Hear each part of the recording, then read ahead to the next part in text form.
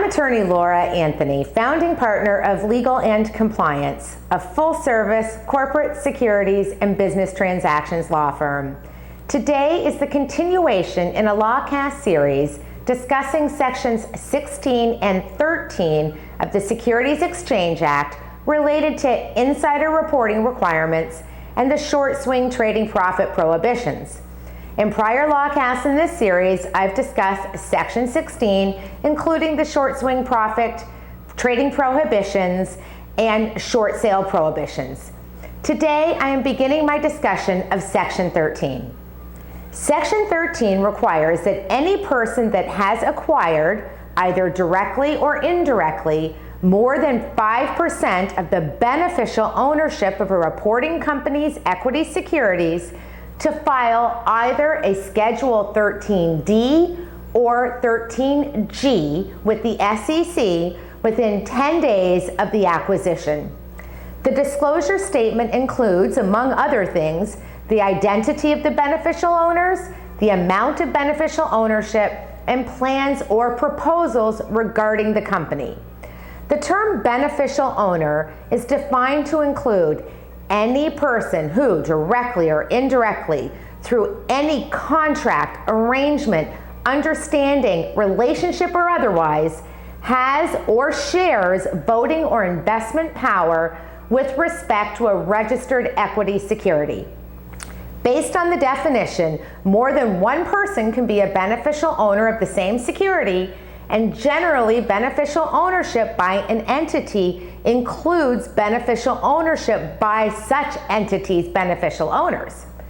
The obligation to file a Schedule 13D or 13G are in addition to and separate from any filing requirements under Section 16, including Forms 3, 4, and 5.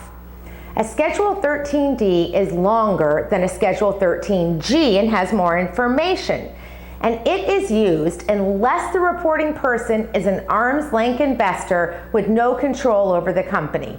I'll talk more about Schedule 13G in upcoming LawCasts in this series. Any person that acquires 5% or more of the securities of a company or owns 5% of a company that becomes subject to the SEC reporting requirements, such as through a going public transaction, must file a 13D within 10 days of the triggering event requiring the filing. However, if they owned the securities before an IPO or going public transaction, they don't have to file that initial 13D until 45 days after the IPO, and that's the only 45-day time period for a Schedule 13D or G.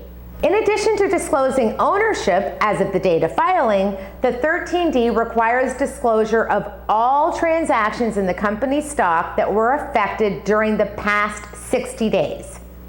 There are certain exemptions to the 13D filing requirement, which exemptions allow the filing of a 13G instead.